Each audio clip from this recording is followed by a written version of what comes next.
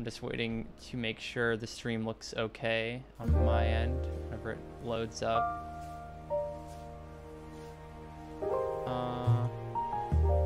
Yep, everything's legible. We're good.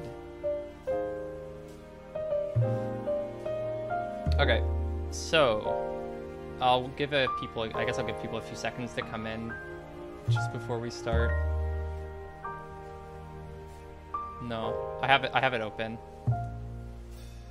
Yeah. Turn my mic down?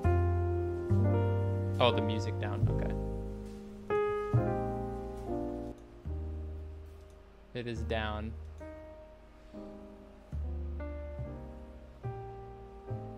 Free mango. Okay, the chat is working good. All right, we can go through last week's games. So, I think the first one that we're talking about, which I think is like kind of a surprise to most people, was Free TK, or oh my god, Free TK versus IRL Sluts. Like, as you can see, I predicted 2-0 for IRL, 1-2, 1-2. Most people are thinking, well, pretty much everyone is thinking IRL was going to at least win the series, and then TK just basically sweep them. I think they looked a lot better when they picked winning matchups top and mid and could actually like rotate around the map. And I think also IRL looked really weak, just in general.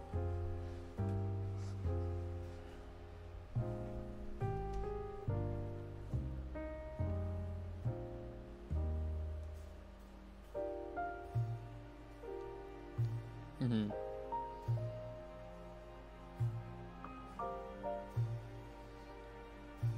Yeah, there's a highlight clip in LCS Big Plays where he literally just flashes into turret, autos the turret, and dies.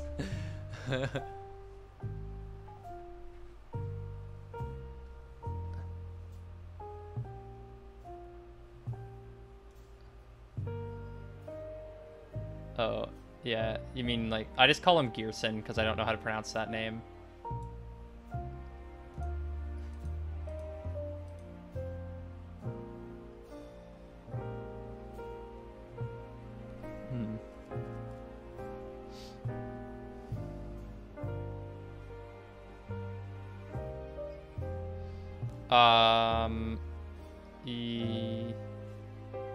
Yes. He was the only person to play a mage in bot lane when he pulled up the brand. Fug, I can only hear you. You guys can't hear the other people? Wait, one of you talk for a second? Oh yeah, you're not showing up. Why would you not show up on my audio? Oh my god, just a second. Okay, talk again.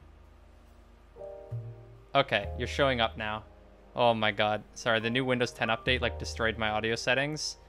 And even though both my Discord and my Twitch were coming out on my headphones, for some reason it wasn't. Whatever, it's fixed now.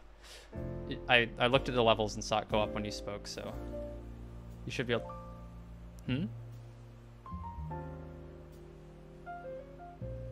Really? Oh, fuck me. I still can't hear them. Okay.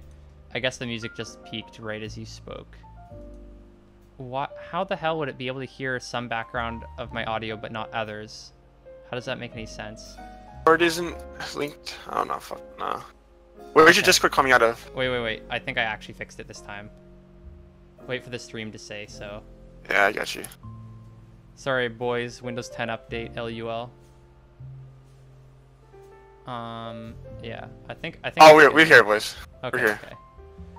Yeah, we're here. Okay. All right. Give me my stream now. Anyways, moving like, on. Recap. You don't know. You want to recap that real quick because half of the fucking conversation was going. Right. They weren't hearing half of it. So basically, what we were talking about was they were mentioning that the Shining Star in IRL was over here in the mid lane, hide on Blake, but also playing really well was Blank Euroja, otherwise known as Gerson, as you may know him by his old name, from TK, looked really strong as well.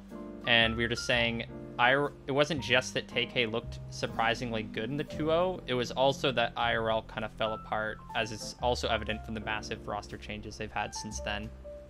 I mean, they have more huge roster changes. The other person. Yeah, I'm here. Yeah.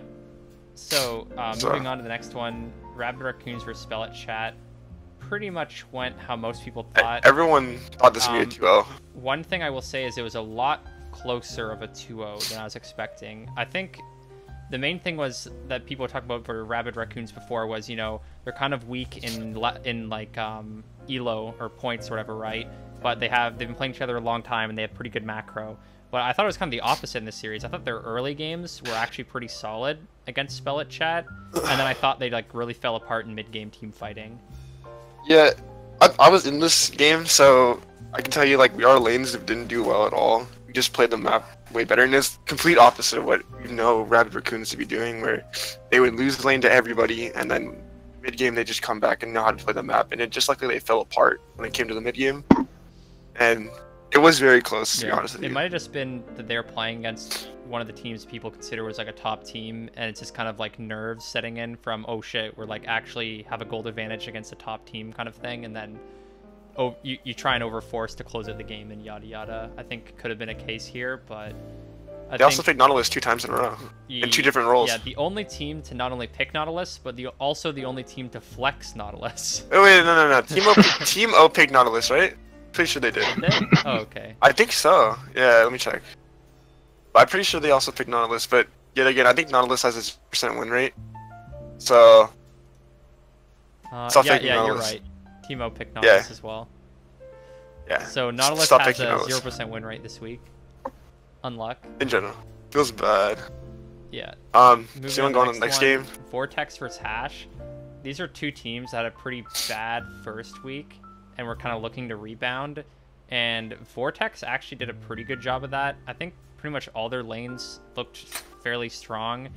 Rexalis died early in game 1, but he pretty much came back fine against Trashburger. I mean, Trashburger started the lane, I think, like 1-0, getting first blood, big hype. He was on the Camille again, and then he ended the game like 1-5, down 40 CS. So the hype kind of plummeted real quick.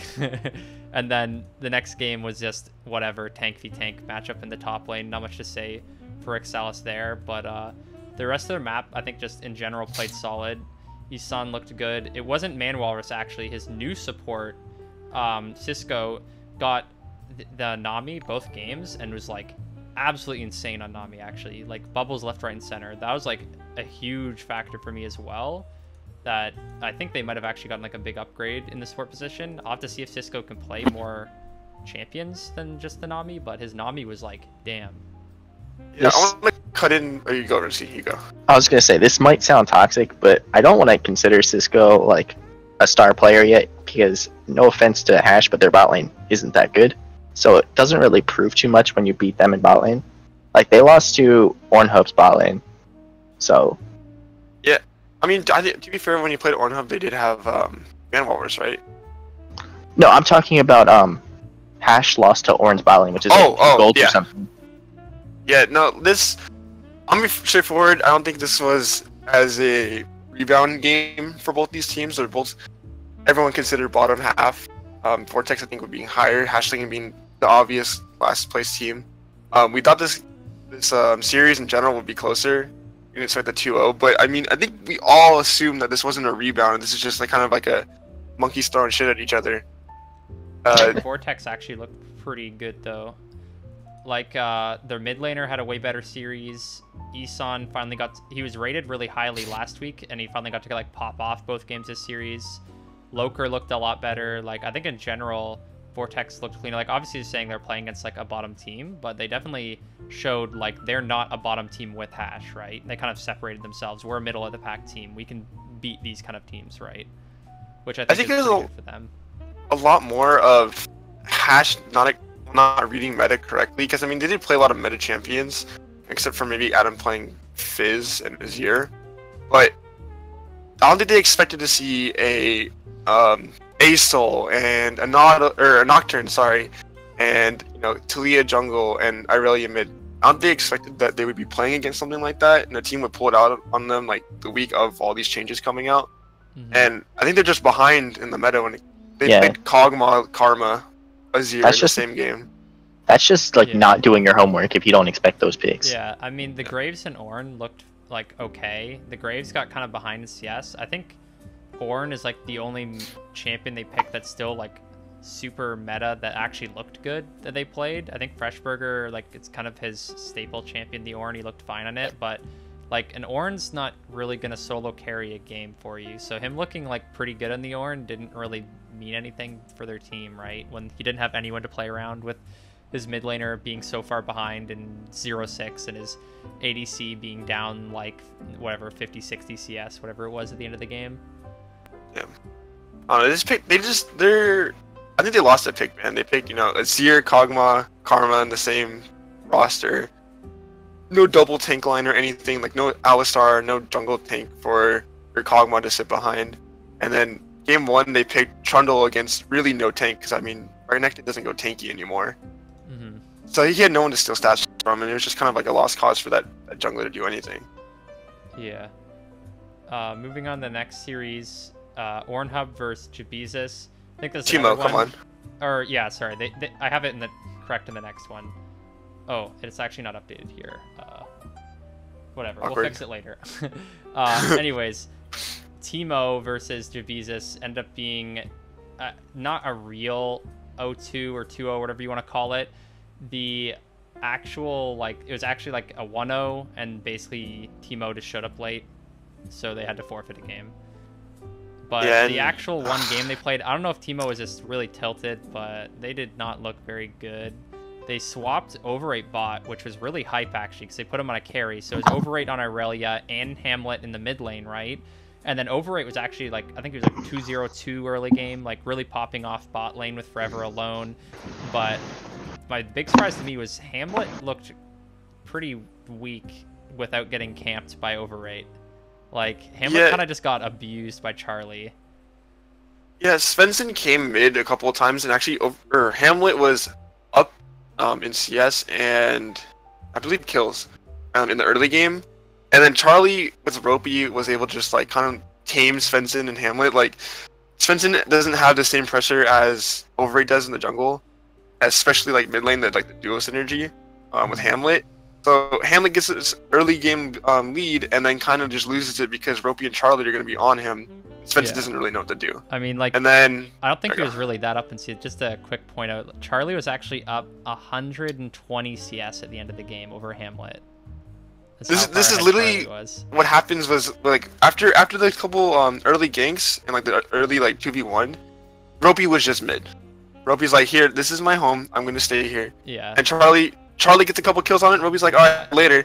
And Charlie just gets super fed off of it. I think it was a good idea putting Overrate in the bot lane, but with how good some of the other junglers in the league, especially Ropey, are, I think you're just basically splitting up your dynamic duo who are trying to carry, and then Ropey would just go in between mid and bot, killing them. Like, got a bunch of kills mid lane early game, and then just rotated bot and destroyed Overrate, who is like starting to get a lead for himself as well, right? And then once those two are shut down, there's no way they can really rely on like Tim T or Svensson to carry out the game, right? So yeah, I mean, Tim T was up in CS, he 120 CS up, but he just didn't have an impact on the game with ults or any sort of damage whatsoever. Like, he's up in CS, he should be up in like items too, but just I kind of looked at him with Mundo and kind of just like kept the split push against him the whole time. Yeah, I think he and just gave Charlie and Ropey really so much room. Kill, as I recall, in the game too, on the Mundo.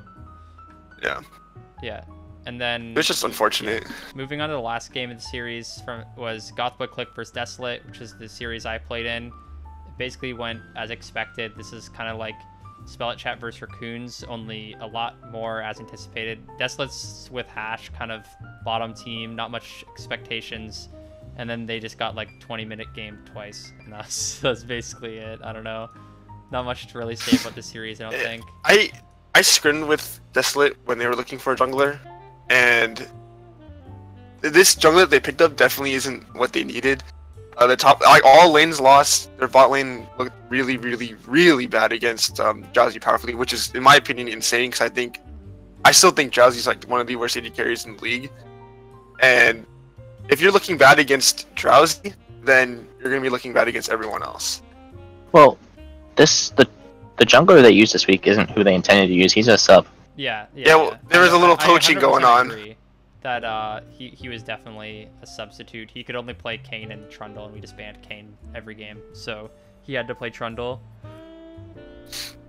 like even So then though, like this you, is you definitely have not their like peak form, and we definitely cheese or dogged them the second game because Sandillian's been like their only consistent performer, and we just threw a Mordekaiser mid lane so he couldn't play the game. So I mean, we did kind of cheese or dog them, and they did have a sub, but I think this is still fairly close to the expected result, right? even then you have 4 of your main roster that I mean I still think Blazing Hot's a good top laner. Sandillian's I didn't put him top 5 I think last week, but I still think he's like a contender for top 5, even like top 3 if he has a good supporting cast with him. But their bot lane doesn't look good at all. They look like they're a sickly dog falling over, and top lane is just kind of not be able to do anything without a good jungler. So yeah, obviously 2-0 feels bad. Golf play click just kind of ran him over. Yeah. So yeah, going on to yeah, I'll keep talking since he's stopped talking. We're going into what matchup prediction for this week. So for this week, our first game is going to be free TK, not TK, versus Desolate. I don't know how do you feel, Rimsky? Like, Desolate is not making any the roster changes they need at all. Like, TK is just going to take it 2-0 if they perform how they did this week. I've been pretty consistent with hoping that we see a game 3, because game 3s are hype, and I think a lot of teams are much closer together than people say they are. I think like we're looking at like Vortex, TK. I say bottom 5 teams. Only TK would probably be top 5, but bottom 5 teams or so are very close together in skill. I think Hash and Desolate can definitely win games, but in my opinion, this is pretty much I'll give it a 2-1, but it's gonna be going in free TK. Desolate's bot lane looks really bad. The only shining light is in mid lane Sandillian. He's just unable to carry. Oh, a second. Let me move the chat so it's not in the way. Down here, I guess. Okay. Keep it hype what the average ranks are, I guess, till the end. Anyways, I kind of agree with what Rimsky said. I think free TK is on upswing, and Desolate's not showing much signs of life right now. I think TK was looking a lot stronger when they can get winning lanes, and I think Desolate's another team that they can probably abuse. I think they'll have a harder time abusing the mid lane of Desolate than they did last week on TK, but I think they'll have an easier time in the top lane, and I think that Blancaroja is still a really good matchup for Sandillian, so I think it's going to be a 2-0 for TK.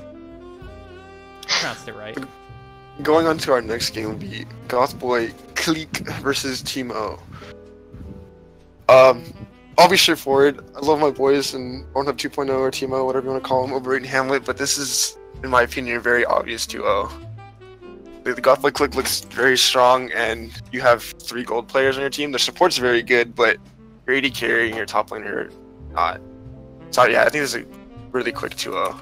Yeah, I think Doxling especially has been playing really well in the new meta. He got MVP in one of the games that we played in our last series. As you said, Timo's probably got one of the weakest bot lanes in the league just because they're 2 gold players. And I think that if they have another performance they had last week, I think Doxling and Drowsy can just kind of run them over. And I should have a pretty easy time in the top lane. And to be honest, as we saw last week, Hamlet got kind of abused by Charlie, and I think most people would rate DTS around the same, if not a little bit higher than Charlie. So I think like it's just gonna be a really hard matchup for Timo. I think if Overrate goes bot and actually like smashes the lane, and Hamilton can or Hamlet, whatever, can hold his own, they have a chance, but I'm not willing to give them a game for now. I'm gonna have to see if they can perfect their strategy. That's biased, dude. I'm gonna go with the 2-0 as well. I think DTS can absorb any pressure Overate's gonna put on mid lane with Hamlet, and I think both the side lanes will out pressure. Although I do think Tim T is kind of underrated, and he does have a chance against Ufug, but I still think it's gonna be a 2-0 just for the rest of the map. I think Tim T and Forever Alone are underrated. Forever Alone, I think, is the most point and value support that we have. I mean, Sharkbait probably being the next one, but Svensson is very underperforming just in general. I don't think he's a very good player. And Tim T, Tim T is, I do think, underrated a little bit, but up against some of the top, like, 3 top laners, like, Mango, Fug, and I'll say Josidon, but Josidon's not really about winning lane. By the way, I don't think he's going to win lane against them. He's going to have a harder time. Like, as much as I want to agree with you, I want to see a game where Forever Alone is, like, I don't want to say relevant, but, like, impactful, I guess, when he's not on Rakan. Because, like, I remember from last season, whenever he got Rakan, he was, like, an extreme engaged person. But, like, for example, he played Nautilus versus Yeet, and he wasn't, like, as impactful as he was on Rakan. I want to see if he can, like, diversify his champion pool and become, like a problem in the pick ban phase. We saw last series doesn't really count because that was like 1 game. He was put on Nautilus, and in my opinion, Nautilus is a horrible champion. Nautilus has a 0% win rate, just straight up, in 2 roles. So whatever. But the first week, they played MF something. I don't remember what they played. And they played won MF. lane. Okay, Even with Rakan. But here's the thing: they played MF Janna, but they were against Coco the Dragon and Fiery Kev, which they've looked like hot garbage since they started. Like, I'm not trying to flame, but, like, tell me someone that, like, has looked worse in the lane phase than them two. I mean, you can look at that, but then you can also say, what's their bot lane? I can't even remember. Desolate's bot lane. Desolate's bot lane is looking worse than Pornhub's bot lane, or sorry, Team O's bot lane. Yeah, and to quote you, like, you say that Drowsy's, like, a lower end AD carry, but he, like, destroyed Desolate. Like, you can't really compare a person's skill when they're destroying the bottom players. At least I think. I mean, you could beat I don't know. I think he can beat, those two can beat Jazzy powerfully, or Jazzy doxing, whatever. So, if they can beat that, with or without Rakan, because his Rakan's insane, we've seen that it's pulling bans sometimes. Yeah. Can play other champions. I just think that Teemo is kind of valuing something that's more of like a tanky frontline. So you can have Overrate and Svensson and Hamlet and Tim T play something that's a little more carry wise, which I don't think is the way they should go. I think Tim T should just be on a tank every single game, and just free up a little more on the rest of the map, so your players don't have to play tanks. Like, their support's really good at engaged champions, but not the engaged tanks that they want them to play. Like, Nautilus is not a champion that he should be playing. Yeah, I agree with that. Alright, moving on to the next matchup, Jabezus versus Vortex. I think this one's actually going to be probably the closest matchup, I want to say, the week. I think Vortex is on a pretty big upswing from last week. I think Jabezus is also looking pretty strong. They destroyed, like, Ornhub last week, obviously. They have some good matchups here, I think. Vortex, like, Rixalis versus Josidon, slightly Rixalis favored, pretty close matchup.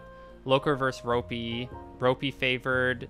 Charlie versus Kurama, slightly Charlie favored. But then bot lane, I think Isan and Cisco are looking a lot better than T-Crank and Sharkbait have been, at least for, like, consistent laning, even though it's, like, still fairly close. I think the big thing is whether or not Charlie can just, like, destroy like he did last week, right? I think Charlie looked really, really good last week, and it's kind of scary for Vortex. I'm going to go ahead and give the 2-1 for Jabezus just because I think Charlie has a really big matchup, but I think this is a really hard one to call for myself. I think this one's one I expect to actually go 3 games. I'm gonna call it a 2-0, not just because I'm Jabezus biased, but I think that Vortex plays around Loker, and Loker excels when he has a jungler against him that can't match the amount of pressure he has. And I think not only can Ropey match the pressure Loker has, but I think he can, like, outperform Loker to an extent where Loker's pressure will become irrelevant. The fact that Loker had so much dominance is partially because Hash didn't ban Talia for who knows what reason. And I think, well, one, since I do the drafts for Jabezus, I know he won't get Talia. And 2, I know for a fact that Joe can just soak all the pressure Rixalis will have. T-Crank and Sharkbait can hold their own bot lane, and Charlie Smells and Ropey will out 2v2 Loker and Kurama. So I'm just gonna straight up give it 2-0. Blue side bias. I'm going to quit with this damn Yeet Street bias, or JB's is biased against Yeet Street. I think this is like the closest set we'll have in the next couple weeks, actually. Your Vortex is looking, like Fug said, on the upswing right now. And I think just match up like one-on-one, Rexalis, Loker, Kurama, all these players, they all have about the same skill level as the enemy players that they're playing against. I'm actually hoping for a 3-game. This will probably be the series that we get a 3-game. And I'm going to put it in Vortex's favor, because I believe that Loker can go and apply pressure on the map where he needs to be.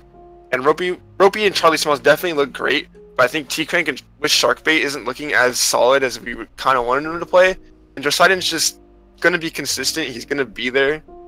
But Rexalis is more of a pop-off player. And if Loker can make Rexalis look really good and just put him in a good place, he would be able to put his team on his back. And Kurama's been pretty good. Like we did say earlier, though, we're kind of sketchy on, they beat Desolate. Desolate is... Or no, they beat Hash, sorry. Whichever team they beat. They're both, whatever team they beat's on the lower half. So it is kind of sketchy to put them so high. But I believe in them. They're the team that's going to win this series. And then going on to our next game, we have Hashling versus Rabbit Raccoons. Yeah, this is gonna be kind of interesting. I think Raccoons have looked like decent against... Well, IRL Sluts Week 1 was considered one of the highest rated teams, and I think they were a lot stronger team before they made all the roster changes. I don't think right now it would be like a huge thing to say like, oh, they did like a decently close series versus IRL, but I think it was at the time, and I think they also looked like good early game versus Spell It Chat. So if they can kind of like somehow like meld together the good Baron calls and good early game for a series, I think they should be able to 2-0, and I think Hash is a good team for them to really like have... Oh, I put it the wrong way. There we go. Hash should be like a good team for them to really have a big breakout performance and finally have a good series against. As we said, like Hash's bot lane has looked really weak, and I think Elf and Nuclear have been looking really good. I think Beast Snake is just like a solid top laner on Defining against Freshburger, and I think Mad Life mid laner should be better than Adam, so I just don't really see Hash picking up a game here unless something changes from last week. Yeah, I think... Oh, you go. No, you go. Oh, so you guys were saying JB's Astrus Vortex was the game of the week. I disagree. I think this game right here is the game of the week. It's like, since we're going into week 3, this is where, like, if you're not going to start pulling wins out now, you're going to be so far behind that you're, like, getting playoffs is going to be near impossible. And I think this is a bit of a leak, but Hash is considering some roster changes, and I think the roster changes they have planned are what they actually need to make the roster perform the way it should be doing to be like better than the play-in teams. And I think for that reason, this will be the game that goes to 3, but I think Hash will take it. I think Rabbit Raccoons, I think their bot lane is solid, but if there's like any part of the game that goes past like 25 minutes, I'm pretty sure Rabbit Raccoons like turn off their monitor and play on hard mode because like they don't know what to do after like 20 minutes. So with that in mind, I think Hash, with any changes they may make, has a chance. If they don't make any changes, Raccoons 2-0s. Okay. Yeah, and I don't know. I think Rabbit Raccoons actually know how to play the map and play the game in general. Hash just looks so weak looking at this roster.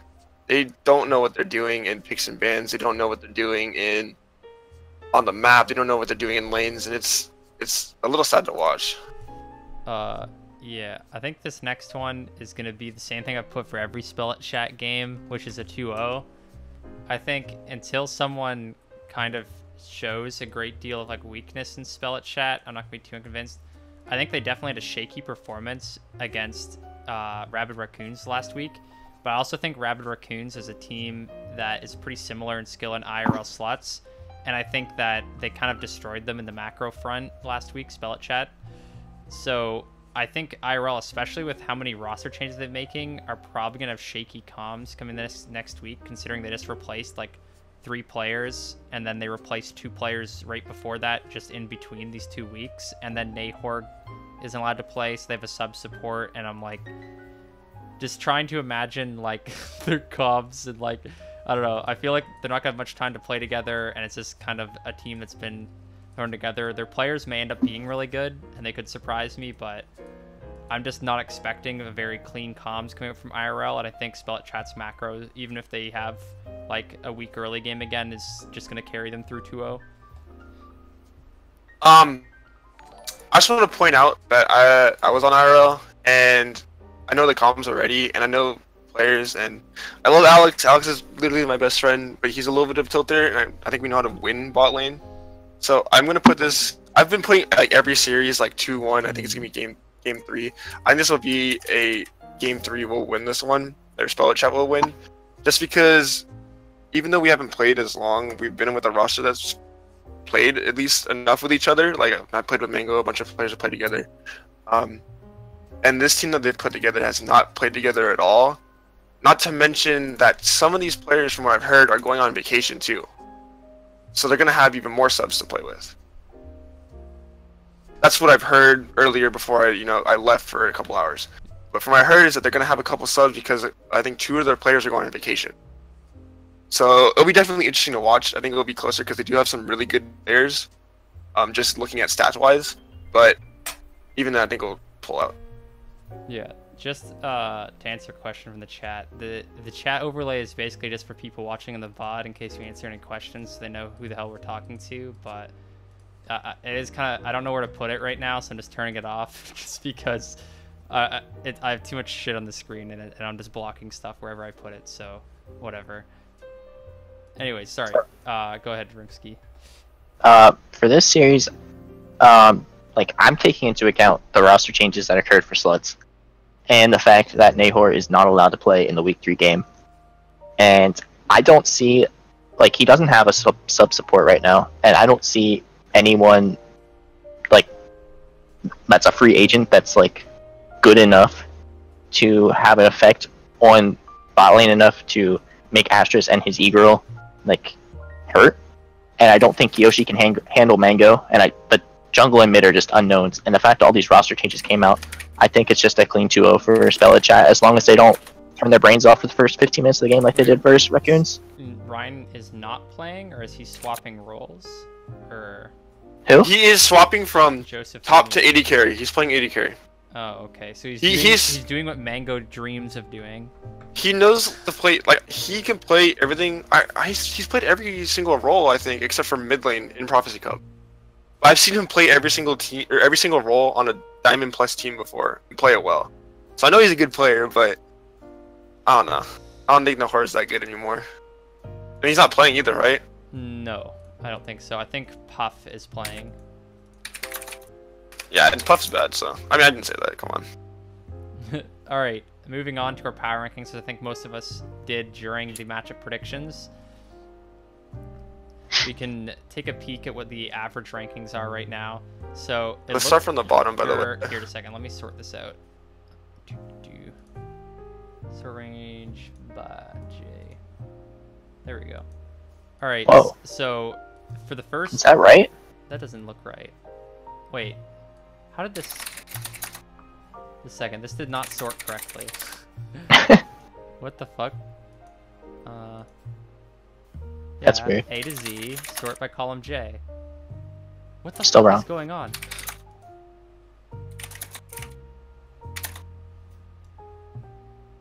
Wait, I'm actually so confused right now. Okay, so you broke it. Very nice. Yeah. Still broken. I don't know It's why. still like It doesn't matter. We can just talk about our personal rankings for now. You guys just start talking about yours while I try and fix this.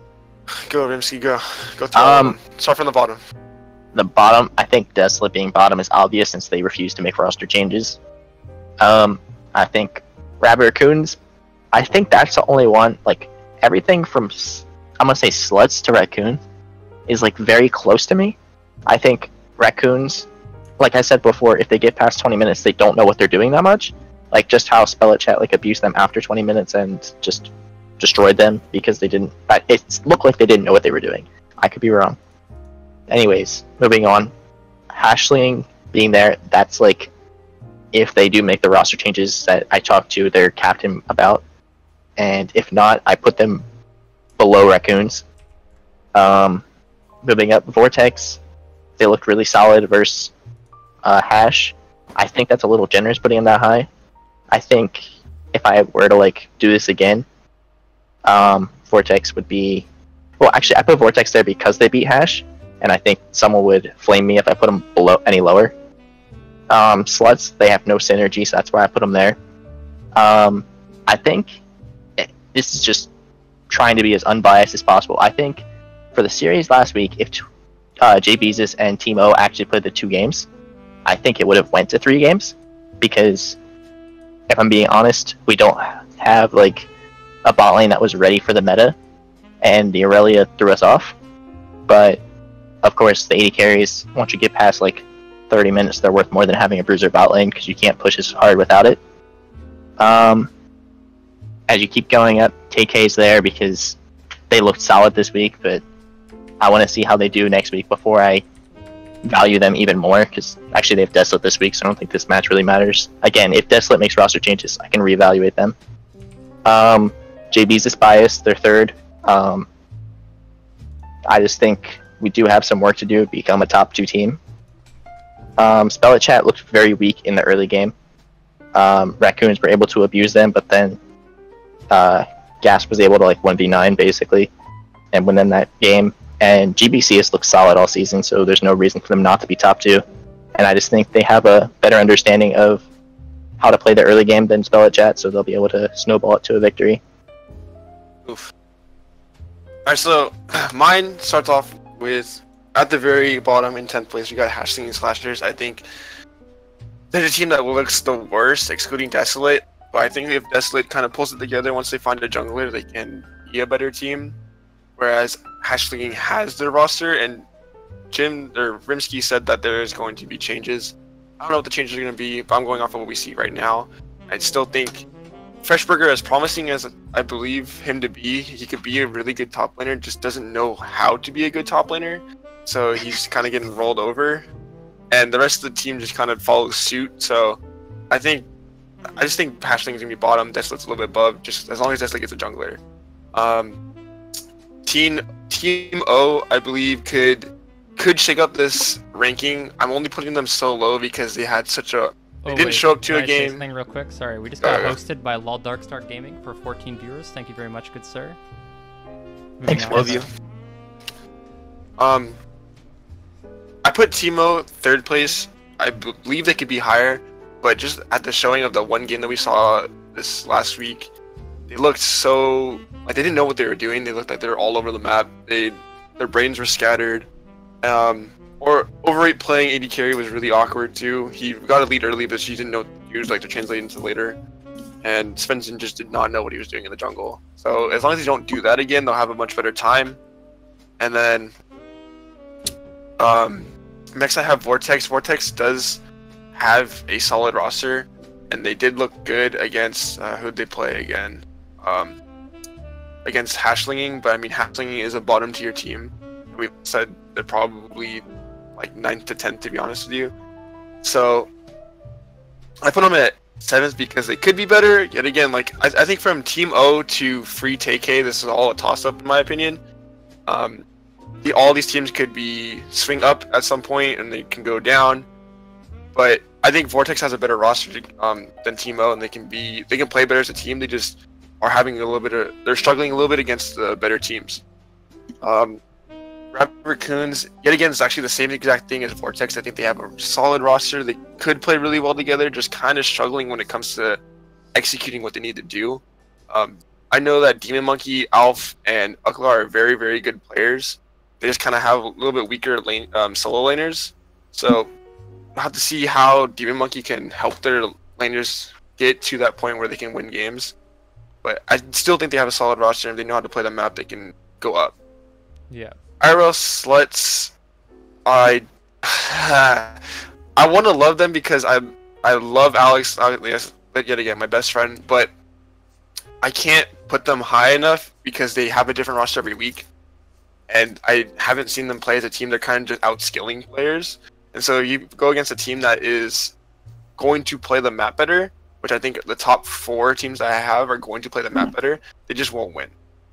Free TK, which we all have at 4th place, I think is on an upswing and will continue to be on an upswing, because I'm better on top isn't exactly winning lane, but he's doing what he needs to do, which do tank things, do top lane things, do whatever you need to just help your team win games.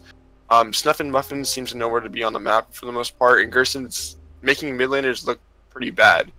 Opposing's having a little unlucky time with Kathy, but they're still doing pretty well. So I think this team keeps playing together and playing the map well, they'll do fine. I didn't want to put Yeet Street this high because I still think they are a consistent team, but I do think they're not like consistent individually, except for Josidon and Charlie. I think Ropey's all right. He kind of doesn't know where to be on the map. Sometimes he'll walk somewhere he needs to be, and sometimes he just would be like farming something somewhere, which doesn't make sense to me. But other than that, I think they are a good team together. Same thing as Free TK. I think they are a good team together, and they're just better at executing what they need to do to win. And then I'm gonna say the top 2 are about the same. I think my team spell chat is a little bit higher than Gothboy Click, and no bias whatsoever. I think in just looking at this single, like these two, I think these two teams are pretty even. I think looking at like individual players, I think DTS is a little bit lower than Warpack. Honestly, like straight up, I think Warpack's gonna be a better player. DTS kind of tilts a little bit more. Gaster just has a little bit of an edge on Night of Zed. I think Mango and Fug are the closest together. But I think Mango in the 1v1 will win for the most part. And then even with me playing with the Egro, I think I can beat Drowsy and Powerfully like with my eyes closed. So I'm just gonna put myself above and Gothboy Click in second. Yeah. All right. So going through mine, a lot of my list is pretty similar to Astrus's. Obviously, I'm putting my team above Spell It Chat just because I think that it's my boys. You know what I mean? I have faith in us. We've been doing pretty good so far, undefeated. So, I mean, it's pretty hard to rank 2 undefeated teams. So I'm just putting us above because it's my boys, pretty much. Jabezus, I think I've looked really solid for just a consistent team, as most people say.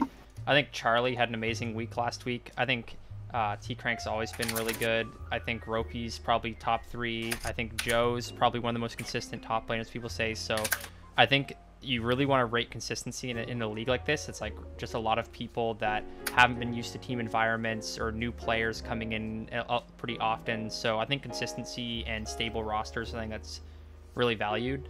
And the reason I have TK up in 4th is I think they're kind of like Vortex for me, just with a better macro. I think the biggest thing for me from watching TK's last series is I just really liked how they drafted their comps and how they played around the map. I think week 1 when we played against them, they looked kind of lost and they didn't really try to do anything proactive, but with their top laner on Camille and with their mid laner in winning matchups, they both won their lanes. They're running on the map. They had their bot lane, which I think they kind of recognized was weaker than the enemy bot lane on things like Varus that could play safe and get picks and that kind of stuff.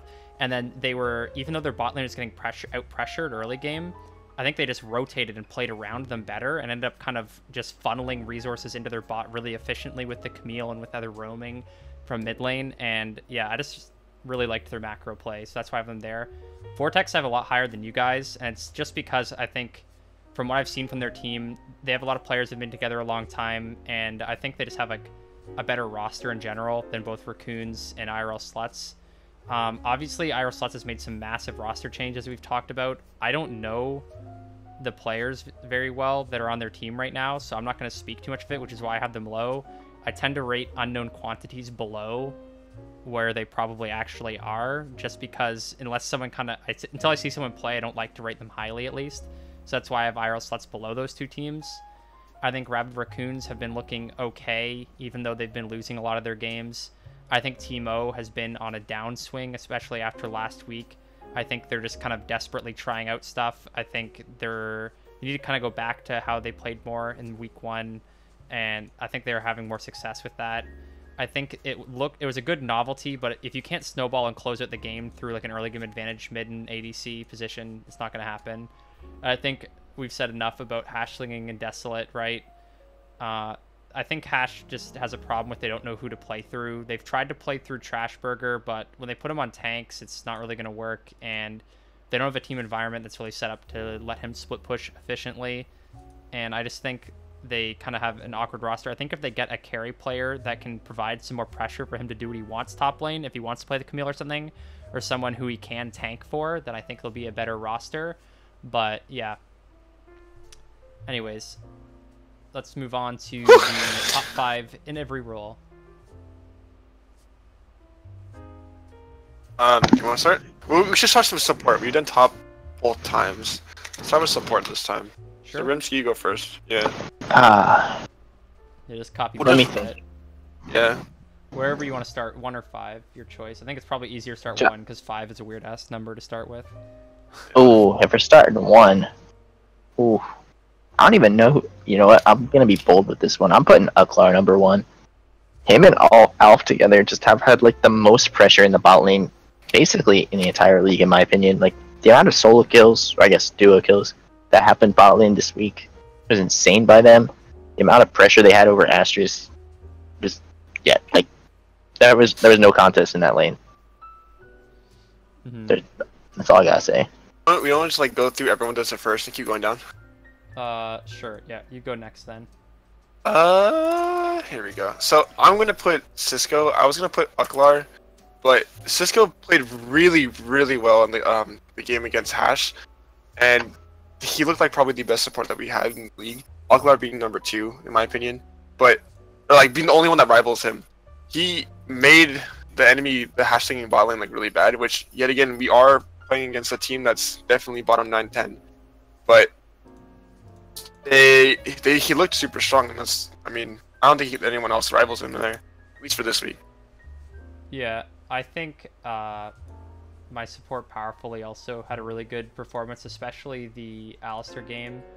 But I'm also going to put Cisco just because I think he had more of a like just completely dominant laning phase. I think powerfully had some really good plays in the laning phase as well, but Cisco was literally just walking up and murdering people level 2 and just like continuing to kill his lane over and over again.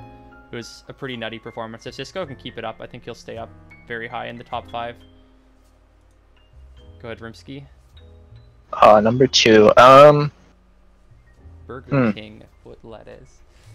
Yeah, I'm gonna put Doxling in for number 2. Like, to be honest, outside like the top 2, like I feel like there's like a decent to a pretty big drop off in the support role, because a lot of people are like putting all their points elsewhere.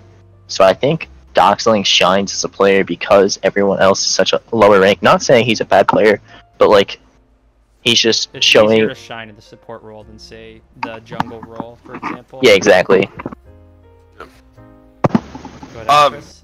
For my second, I'm going to put Uklar because, as Rimsky said, he put so much pressure on me, especially, just playing the 2v2, and then he was able to go on the map and help his map out a lot. Yeah, they didn't win the series because we played the whole macro better, but he is a super strong player, and their bot lane together is just super strong, and I don't know, I think there's no other support that really rivals him. Next to Cisco. Yeah. I put powerfully just because said he had an if you watch that Alistair game, some of his hex flashes, like he was just blowing flashes left, right, and center, and that was a pretty nutty game. And then there's also a clip where I'm pretty sure he scripted a Morgana bind in between the minion wave on the Morgana game. And also just because I think in general powerfully had a better week 1 than Nuclear, so that's why I'm rating him slightly above him, just for consistent dominant performance. I'm gonna go with Forever Alone.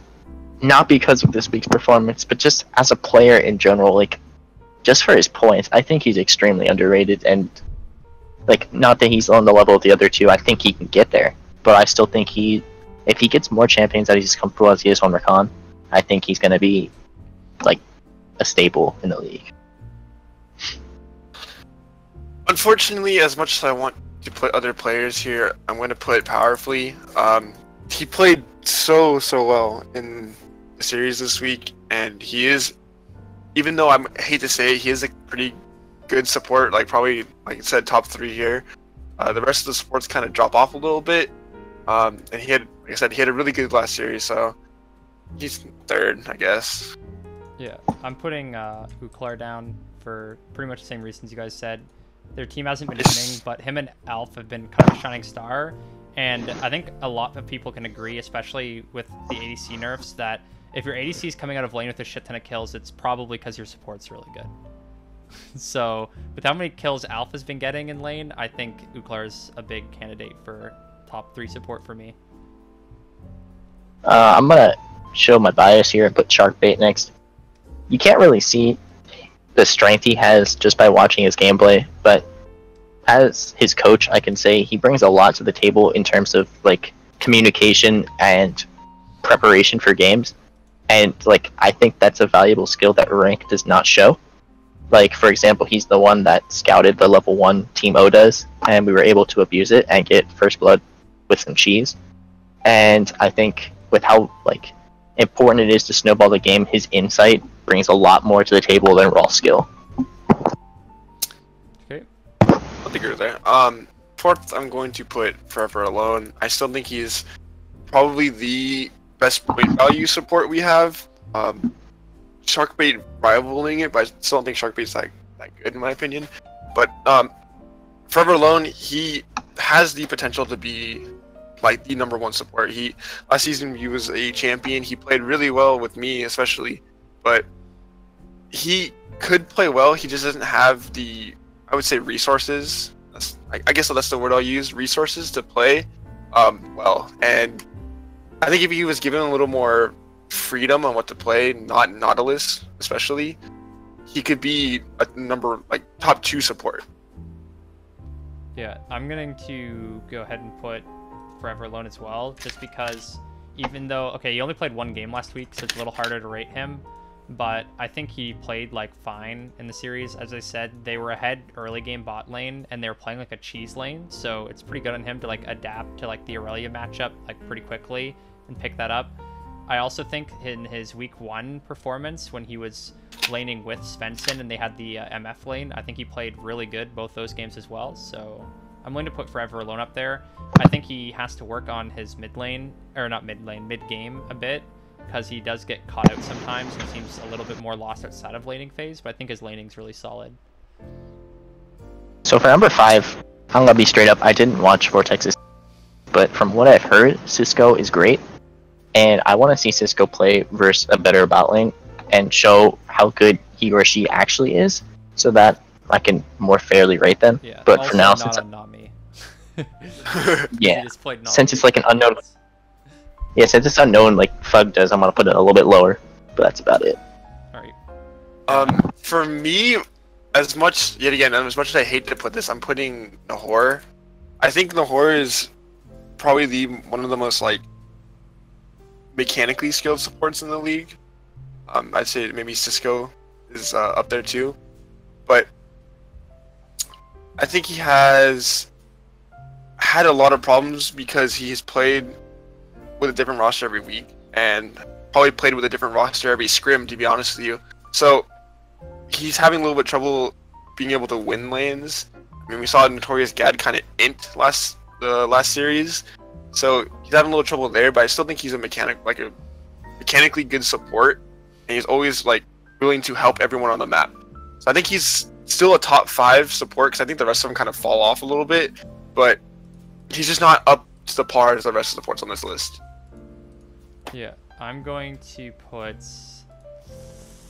Ooh, I gotta decide whose heart I'm gonna break today. Let's see. I'll go with, I put Sharkbait last week. I'll put Kathy 1 this time.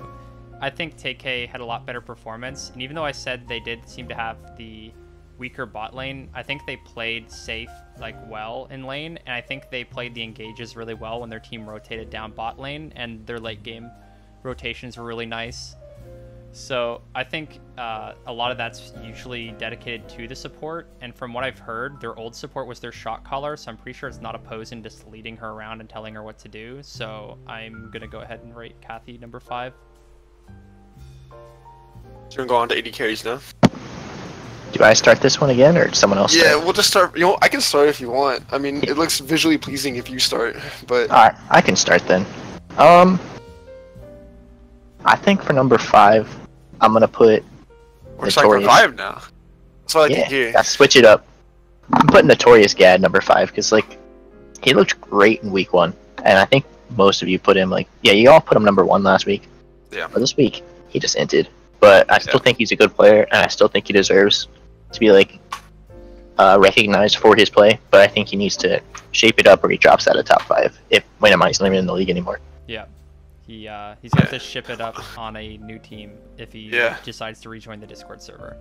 I don't think he's even gonna continue playing, to be honest with you. But that's okay. I'm gonna start from number 1, and this is another one that hurts my heart to say, but I'm gonna put actually opposing number 1 for I'm just going off specifically this week. Okay, he played very, very well.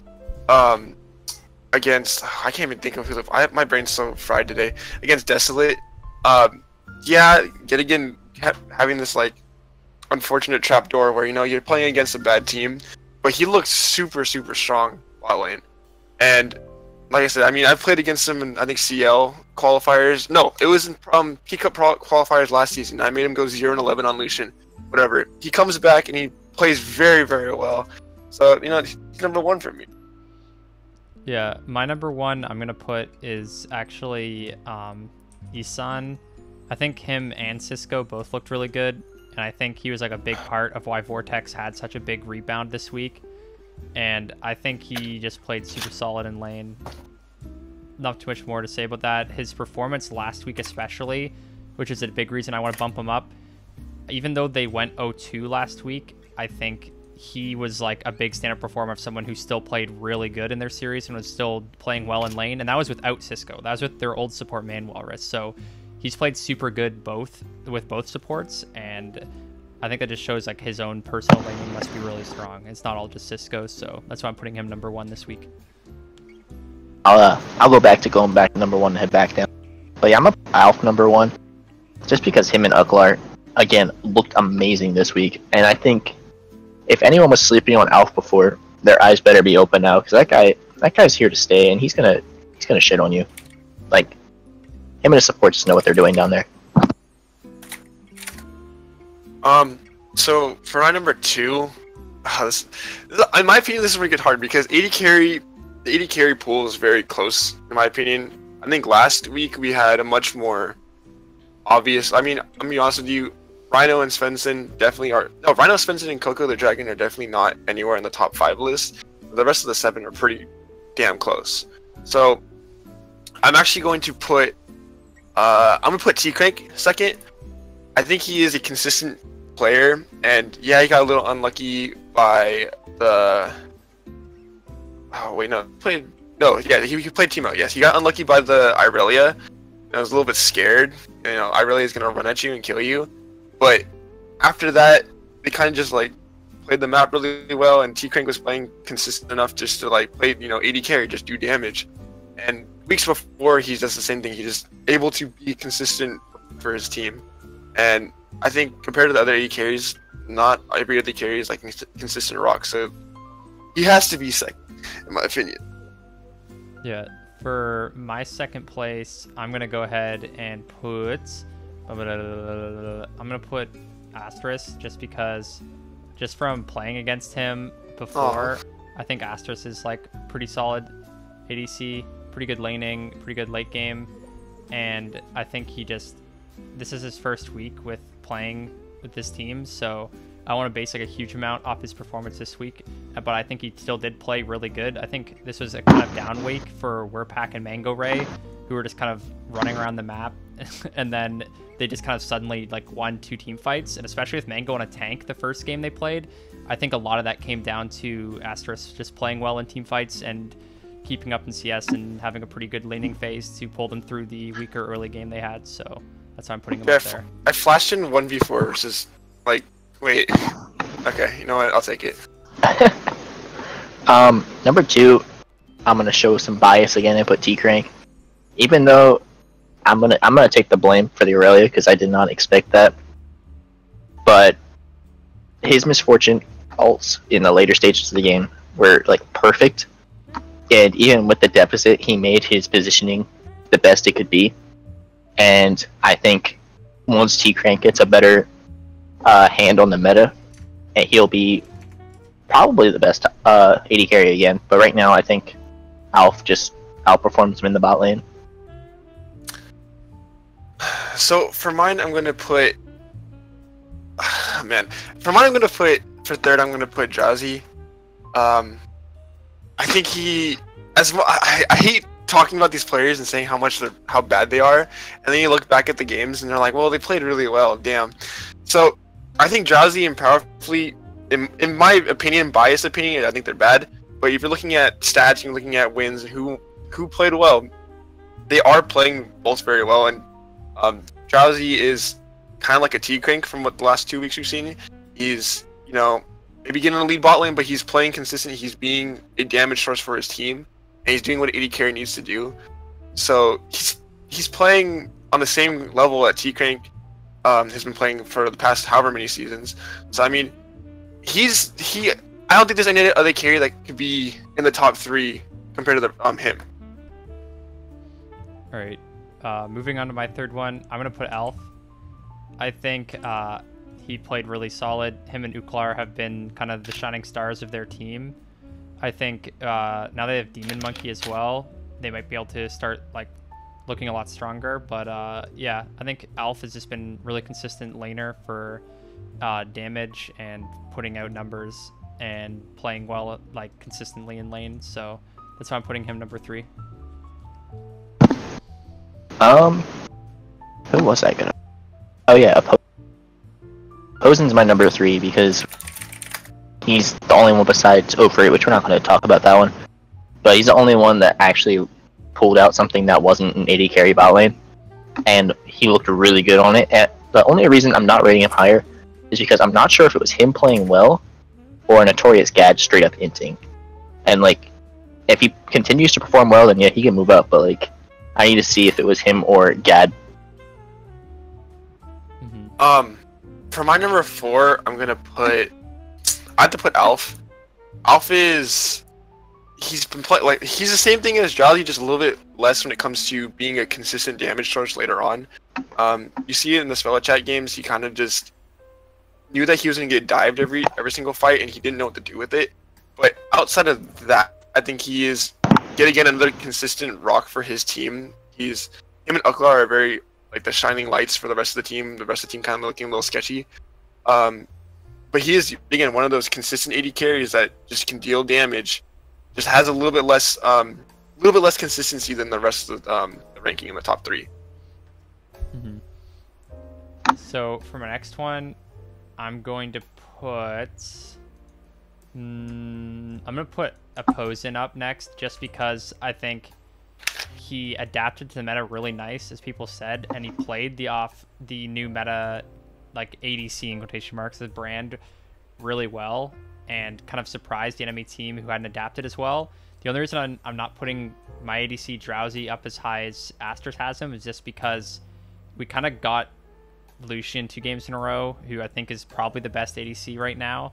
So that's going to kind of inflate his stats. And also he's laning against Rhino and Taziel, who I think most people would agree are bottom 5 in their role, right? So I think, yes, he had a really good performance, but I think you also have to consider he was laning with Powerfully, who most people have top 2, top 3, and he was laning against a weak bot lane, and he probably had the strongest ADC in the game. So I think for what they had to play against, I think the other ADCs kind of performed better, if that makes sense. So that's why I'm putting Opposin above him. I'm going to put Drowsy for my number 4 spot because he looked pretty good on Lucian in 2 games, but I'm not going to put him higher until he can surely play something else in this meta. Yeah, I know when Lucian's open, you take it no matter what, but I want to see what he does when Lucian is banned. Short and simple. For my 5th, there's 3 players that I would put here. Isan, me, and Notorious Gad. Well, Notorious Gad is out of the any team, so he's not, in my opinion, not going to matter. And he played really badly last week, so I wouldn't even put him in 5th. And then the only one would be me or Isan, and just because of straight up how badly I played last week, my first week here, I'm going to put Isan for 5th. He played really well against a bottom tier team, which we've said yet again. There's a trapdoor, all the bottom tier teams playing good against them makes you look good, but it doesn't show your actual skill. But if him and Cisco, who I'm pretty sure we've all put in top 5, me and Fug put number 1. If him and Cisco can play the same way they played against a bottom tier team against a top tier team, they can literally just sweep like the rest of the teams here. Yeah, and then my last one's gonna be Drowsy, just because he had a really good week last week. I had him in my top 5 the week before. I actually think I might have dropped him slightly from where I had him the week before, but I think it's just more so some of the other players like Alf and Isan and Oposin had really like good performances last week and have been performing like really consistently, so I want to recognize them. And as I said, I think Spell It Chat's like top and mid had kind of a not as good week, although your draft was kind of weird, so that's the reason I put Astrus up there, just because I think that was one of the reasons they like did well mid game. So yeah, that's basically the only reason I have Drowsy down here. Alright, so for mid laners, I'm gonna put my bias here again. Charlie Smells. Oh wait, that's the wrong one. Right there. Charlie Smells is my number 1, just because. Sorry, quick thing before you get into your explanation. Do you want to just post all our number 1s at the same time and then we just say it afterwards? Just like you only talk first, but just to make it go a little bit quicker. Sorry. Yeah, go ahead. Keep talking. Charlie Smells is my number 1 because not only did he look phenomenal this week on Orianna, but it was only one game, but he looked great. But also, for those that don't know, he's playing on like 150 ping average right now, and his internet gets fixed tomorrow, so he's gonna be on like 30 ping after that, so he's gonna be playing much better. So yeah, I think what he's doing now is amazing, and it's only gonna get better. I put Warpack as 1, guns held to my head, but 'Cause 2, you're drunk. Yeah, no, totally, no. My personal opinion, I think Warpack is probably the best pop-off mid laner we have. He didn't play this as well this week, but he also, it was a down week for both of our solo laners.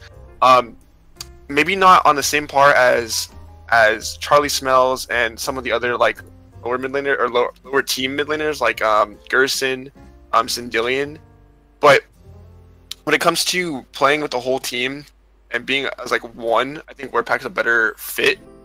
The only one that could rival it would be Charlie Smells for me. So, yeah. Yeah, I put Charlie just because I thought he had a really standout like carry performance this week. Even though they did only play the one game, I thought he played exceptionally well. Big highlight clips from it. And I think he got up slightly on DTS for me from last week, who was my previous number 1, just because DTS didn't really have like a pop-off performance this week. That was partially due to just our draft, but he just kind of cleared waves on Yasuo against an Echo and then like fed our jungler as more support mid lane. So I mean, it wasn't like the most insane performance from DTS, and I thought Charlie had a really big pop-off week, so that's why I'm putting him above him. I was supposed to actually hit one now. Number 2. Yeah, I think DTS has been like, he doesn't even need to pop off to like play well around him, but he's there to pop off when he needs.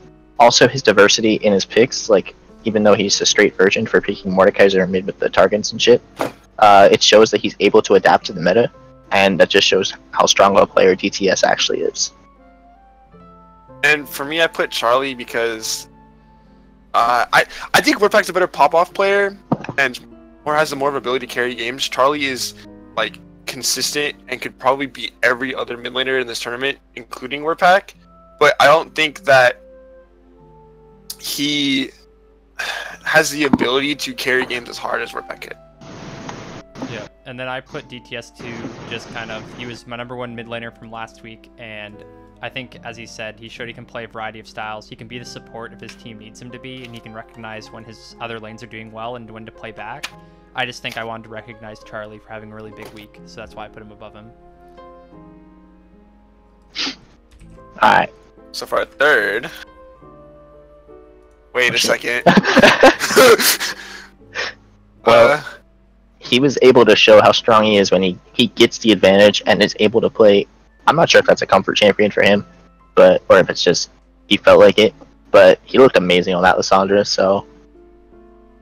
Yeah, we're going to repeat ourselves the whole time, but he looked amazing last week. He really he made IRL just look really, really bad. That's all I can say. His Sonic was insane. Yeah, nothing to add. We can move on. Really good last week. Oh, Mad Life mid laner. Oh. You flaming me for Mad Life mid laner? I'm not flaming anybody, dude. Dude, if you saw the way he played his Vel'Koz versus Warpack's garbage Zed, you'd agree with me. You were in the game, so you couldn't watch the matchup. My brain was turned off. Dude, his Vel'Koz was so good. Yeah, people are gonna flame me for having Rabid Raccoons so low, but yeah, and having these three so high.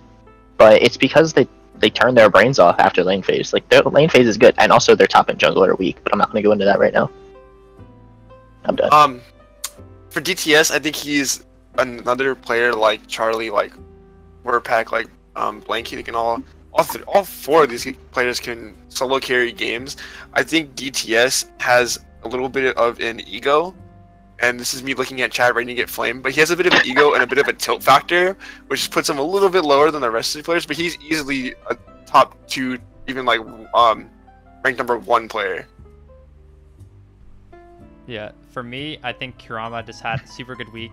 He had a redemption ASOL game after what happened to him when he pulled it out against Warpack. And I think it was just a really good to show his like mental fortitude that he's not scared to still pull out the pick, still confident when he knows how to play, and had a really solid performance this week. So that's why I'm putting Kurama up here. Is it only me, or is it after this it's like really hard? Yeah, after this you're picking from... this is hard for me. Actually, no, it's not hard for me, I lied. I'm gonna put... Okay, fine. I'll put Sandillion. So, before I get flamed by Sandillion would definitely be my number 6. But he needs a team around him. Anyways, Kurama, I didn't watch the Vortex game. I just realized this recently, but like, just looking at the stats, this guy, no offense, Kurama, but you look like garbage last season. But this season, it looks like you really stepped up and are able to, like, actually look like a performer in the mid lane. And if you continue that, first, I don't know who you play. Oh, you play Eat Street.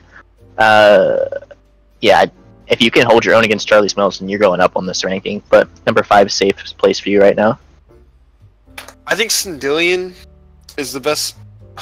Okay, so I'm gonna put like, my number 5 actually 2 players. It's Sandillion and Hamlet, but I can't put Hamlet there because I think Sandillion is a better player to carry his team. I've gone like basically on the same premise for all my millions team or players that can carry their team. Hamlet has the ability to carry his team, but he doesn't have a supporting cast to carry.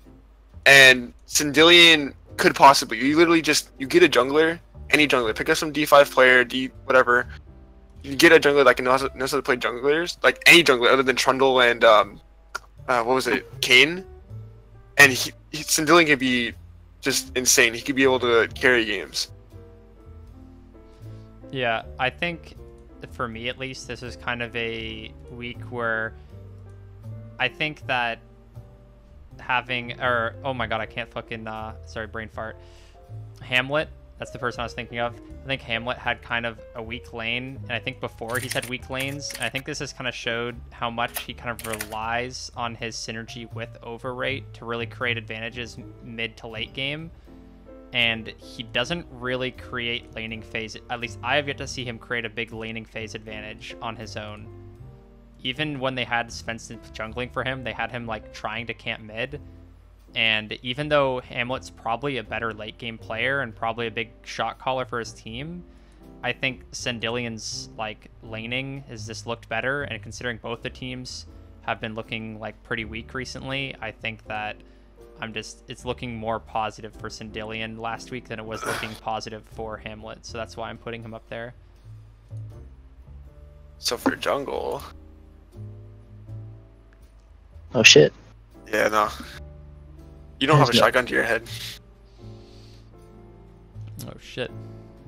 Where's your jungles at, dude? Come on. Alright, I'll put Gasp. Alright. So if anyone watched the Rabbit Raccoon series, in the early game, he looked like a normal jungler, but once you hit like the point where I keep saying Rabbit Raccoons turn their brains off, basically he 1v9 both games. Like with his Xin Zhao engages number one in the first game. In the second game, his ult's on Nocturne, just one-shotting 1 and 2 people each fight. Just like he took control of the game every single time, and I think he needs to be recognized for that. Yeah, just to answer a quick question. We're using IRL's old roster just based off who actually played last week. So these are rating people based on who just played. It'd be weird to rate people if we as rate just off a people that rank. haven't played yet or are in roles they haven't played in. It'd be kind of weird considering we're rating them against people who would have played against their old roster. So this is based off of the matchups that just happened. So for me, Gas is the best jungler here, and it's yet again not just kind of a gun to my head. All the other junglers here are pretty good too, but they haven't been able to do what I'd say Overrate did last season, which is make a jungler look bad. Diva Monkey is a D3 jungler. He won CL D+, half the season playing jungle, half the season playing AD carry. So I expected a lot from him, but then Gas kind of went in and had a CS lead for the most of the game, had a level lead, took almost like every scuttle. So he just knew where to be on the map and knew exactly what he needed to do. And I'm pretty sure there's like obvious number one. Yeah, I mean, I'm just putting him up the same reasons you guys said. I think his team was not doing that great the early games he stated, and I think one of the big reasons they were destroying the team fights was him. I think he's been just probably the most consistent performer on the team, and really good macro knowledge, really good like early game, really good mid game, knows how to invade properly without dying. I think he's just super solid player. So for all of our seconds, wait, I chose the wrong player. Wait, where is he at? Man, You copying me. I'm not copying you. You're copying me, bro. Dude, I have to put him second. Rumpy's my boy. Dude, I'm telling you, Fug has more bias than me. This is true. But the reason I'm putting Yo, if I Ropey had bias, I would have put Knight number 1, boy. and you'd be drunk.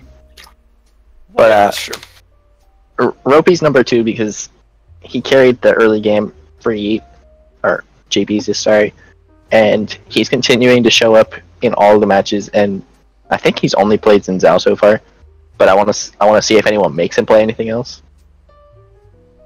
Yeah, he's allowed to just play Xin Zhao and be where he needs to be on the map, and really just affect his team in a positive way, not just like running down and inting. So I don't know, he's just on the map where he needs to be and knows what he's doing. And I'm gonna leak my third, which I'll just go with it. Night of the Zed's same thing too. They're literally tied for second for me.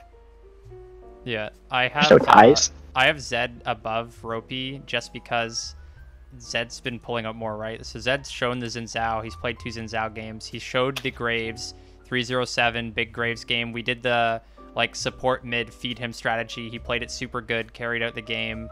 He pulled out the new Talia like in the first patch. It's really a viable jungler, and he like stomped with the Talia.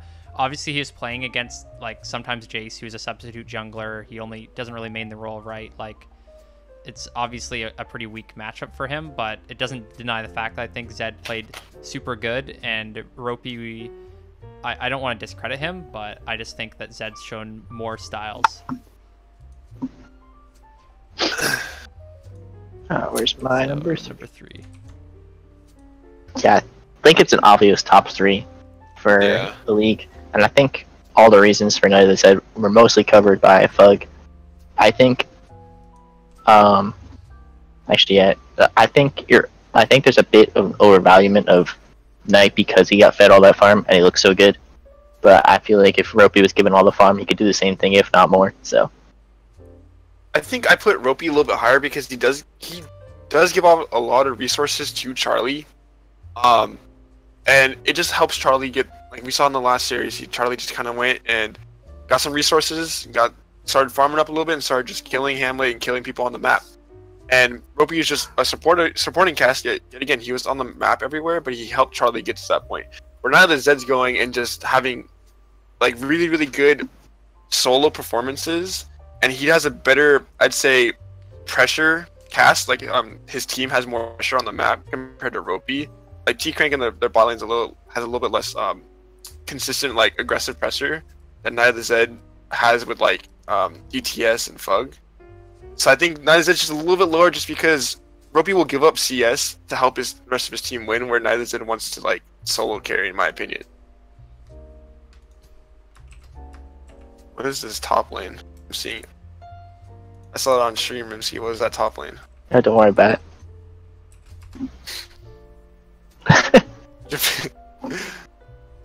Wait, so I think after the top 3 junglers, it gets a little harder. Yeah. I don't think so. You don't think so? Nope. All right, wait, yeah, okay, go for your 4th, and then actually, I know who I'm gonna play it. Yeah, we're agreeing. Okay, wait, Rimsky, get out of here. You're copying me now. Wait. Get out of here. No, don't. I'm putting my 5th, so you can't say I'm copying. Okay, that's fine. Go. No, he still has to talk about his ropey. Oh, yeah, my bad. What, me? Oh, okay, yeah. I was just gonna say, in that game, I thought that the early advantage, especially bot side, was pretty big for Ornhub, and Ropey just kind of went mid, murdered Hamlet, who's like a pretty good mid laner, a bunch of times, and then just took that lead, walked bot, murdered their other carry player, and just completely shut down anyone that could like try to carry the game there. Just really assessed who the threats were and just like took control of the game. And I think he's just a really smart jungler, so that's why I put him there. So, Rimsky, you're 4th, and my 4th. Mr. Muffins here, he just took over the game on Zin's out. Like, between him and Blanken Ro, whatever, sorry I can't pronounce your name, but they were able to just like take over the game through whatever lead they got. I only like half pay attention to this game, but I just remember Zin's out and Lissandra running around killing everyone. Yeah, Stuff and Muffins definitely. Gerson played like out of his mind, but Muffins went with Gerson to make Gerson play out of his mind. Like he was the supporting cast for Lissandra just running around. He knew where to be on the map yet again, but I think looking at the rest of like the top 3 junglers, he's just not as consistent of going around and helping everybody and being where he needs to be. So he's just a little bit below them. Yeah, I put overrate just based off his week 1 performance. He only got to play 1 game this week, and although he played AD carry this week. Yeah, although his team lost and he played ADC, just rating him as a player, he did swap roles and still have a good performance in lane. And although they did like fall down, that may be part of a mental and not so much. I think he's still, most people would agree, one of the best mechanically skilled players in the league. So that's basically why I'm rating him up there, because I'm assuming he's not going to be staying ADC based off how the game went. But I think when he was playing jungle, he was looking insanely good mid-game. His shot calling was really good. And as I said, his mechanics has always been solid, even in the ADC games. So that's why I'm putting him number 4, just because I think that was kind of a experiment by their team that didn't really go great for their team, but went like fine for him. I think part of the reason it didn't work out is because Hamlet had kind of a bad performance for himself, and I think Overrate did like okay, so that's why I'm rating Overrate there. And where's Oh wait, it's my turn. Yeah. Wait, you actually copied my list. What the hell? Yeah, unlucky. All right, so just keep it short and sweet. Loker thrives in this meta of like the early aggression and taking over the game from the jungle, but I think every single jungler above him does the same thing and does it better. That's it. Yeah, okay, I only put him 5th because I'm looking at the rest of the jungler list and I don't see a better jungler. Overrate's the only one that I'd say is better mechanically, but he's not on the list because he didn't play jungle, in my opinion. Like, he doesn't deserve to be on the list. Okay, well, do you want to make that a rule? Like, I'll move my thing if we don't want to put him. Nah. I wouldn't, well, I'm not going to put either of them in the top 5 for either role, so it doesn't matter. Yeah, just because I'm not going to list him as an ADC now, so I just left him in the jungle role as, like, a player, how good I think he is. It's fine. But, Floker played really well. He played, Talia and, what was it, Nocturne? And he kind of just rolled over Hash. Nocturne a little bit, less of a dominant performance, but he was kind of yet again everywhere on the map. But I think that, like what Rimsky said, the top 4 junglers do it much better. I also wouldn't keep Loker in 5th based off of 1 week because it's against Hashlinging. That game was like, in my opinion, pretty obvious who was gonna win. Loker could have played anything. He could have played any jungler, and he probably would just out jungle Hashlinging's jungler and just look like insanely better. So he is 5th for now, but I think any of the other junglers can be knocked up. All right, moving on to the final lane, top lane, spicy So list. you see coming Nendi, from, yeah. Who did I have see. number 1? Oh yeah. Oh, let's give Who it to is him. that number 1 guy everyone always puts? Let's go. It's not biased this time, boys. He really shouldn't be number 1 in the top lane because he only played 1 game of top lane. He played a game of more mid and trolled. Yeah. But But I'll I just give also it to think him. that just based off his last week performance, I'm gonna give it to him, and also just because I think he showed he has pretty good mental this week, because even though he was stuck playing like fucking Ornn mid, he team fought well. He still played the map fine. He split pushed well in the Camille lane, just putting pressure, running around the map, picking up kills, like helping out his team, those kind of things. And I think showing that not only can he be like a carry player, but he can also be like a supplementary player and kind of just eat resources from the enemy team and just kind of run around, do what his team needs him to do. I think even though you can see it as like, yes, it's a weaker performance, he's not solo carrying, I think it still shows another style he can play, and he's played it like decently. So that's why I'm putting him in. I put him number 1, not because I have a gun to my head, I swear to God, but Look he at that has, bias. from what I've seen from scrims before I was on the team, scrims when I'm on the team, games when I'm on the team, he has the biggest champion pool out of everyone that I've seen play for top lane. Champion Ocean, it's referred Yeah, to. this is not even Ocean. This is a whole planet. Okay, he can play anything top, and he'll be fine with it. You'll hit But- this is a fucking random button before some of the games, I swear to God. But he is like, you can play whatever you want. Like, you can play, like Bug said, a supplementary player or a carry player.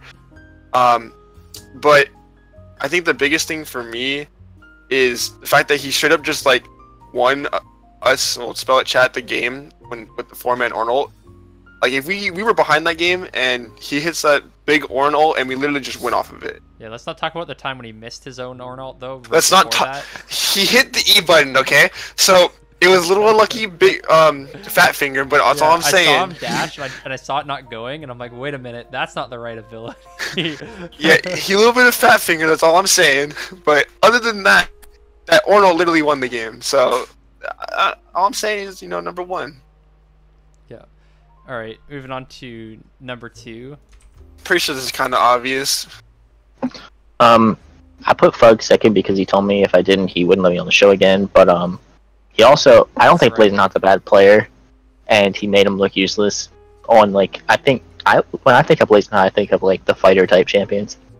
And Fug played Scion against Fiora, which, if you don't know, is a garbage matchup, and he somehow stayed relevant in that game. So I'm gonna give Fug the nod here. I think Fug is the consistent top laner. I've said it about a couple players, but I think, like, looking back at it, he is a consistent top laner that will play better than the rest of them. God, it feels weird talking about you when you're in the call, but like, I've seen you play literally. Oh, you have a champion Ocean, not as big as a champion pennant that Mango has. You're not gonna hit random and just go into game, but this feels weird. Fug is a beast, and I've seen him just like, he can play carries, he can play tanks, and just support his team. You can do whatever you need. Yo, who's that elite Spartan guy in chat? Just out of curiosity. That's Gas. Yeah, that's gas. Yeah. All right. Eyes emoji. Yeah, I put myself up there just because. Yeah, I don't know. I played against some of the other people who I would have put up here already. Like, who are the other top contenders? Like Freshburger, Josidon. I'm better on top. The only person I haven't played against really is like Beast Snake, I might put up. I played against Rexalis last season. I haven't played against him this season, so I can't say for sure. But I think most people would agree that there's like a fairly big gap in play style between me and Mango and who I'd think of for the next person for top lane at least. So I didn't that's why I'm fucking putting put myself third next. yet. So number 3. If we all put the same, I put yours anyway, but that's what you're gonna put, right? Yeah. Okay. Joe, he's never one to pull out the mechanics and straight up solo kill someone, but he's there to play the tanks and be the engaged for the team. And for, I don't remember how many points he is, but like, for the amount of points he has, he does more than the rest of the top laners on this list. So I think he deserved, not the rest, but like everyone below it. so I feel like he deserves to be there. Yeah, he is. I called him the most consistent top laner, but he doesn't like have as many. I think on average he doesn't have as good of like KDAs and stats as Fug does. I also don't think he has as big of a champion pool, so he is a little bit lower than Fug, but he is definitely top 3. There's no question about it. He is one of the rocks for each treat. I'm gonna say each treat, but he's just there to be your top lane, and I think I've only seen him on tanks. Maybe I'm wrong. I can't. My brain's small. It's too late. But yeah, he's like the consistent top laner, which is a little bit below average, than or not below average, but below stat wise than Fug does.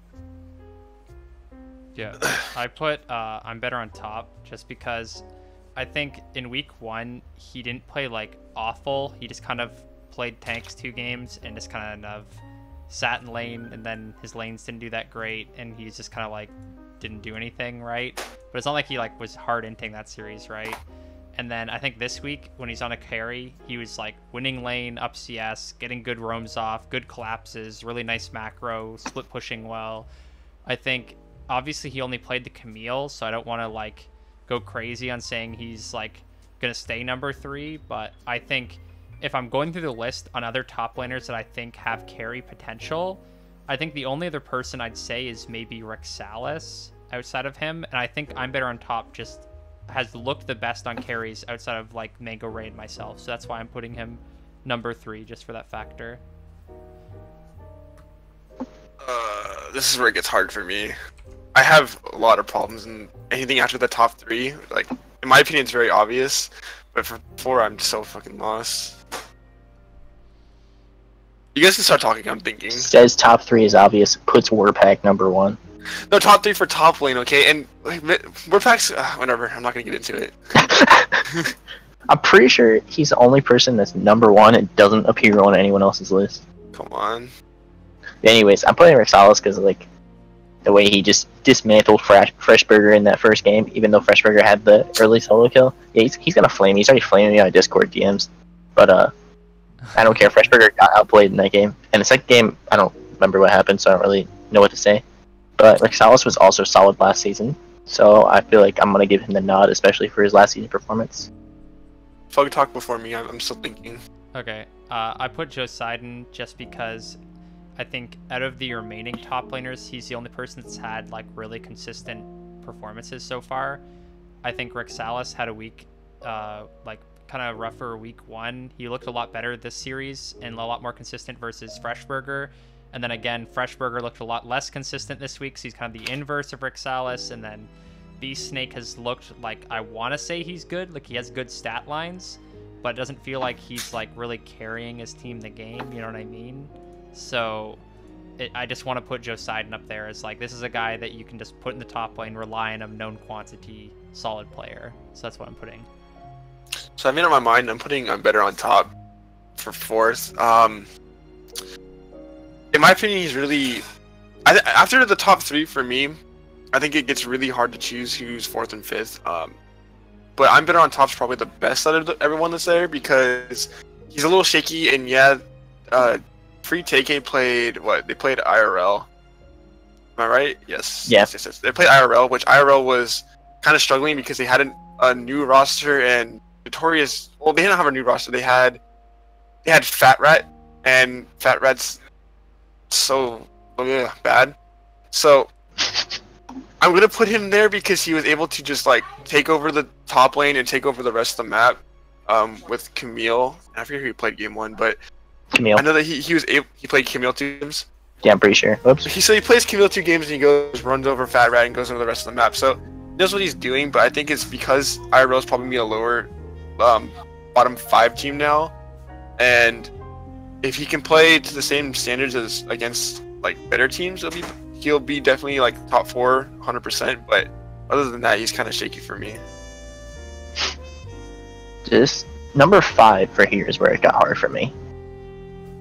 Like, there were 3 players I wanted to put here. One flamed me in Twitch chat, so I dropped him. Hey. Yeah, for number 5, I'll pick this one.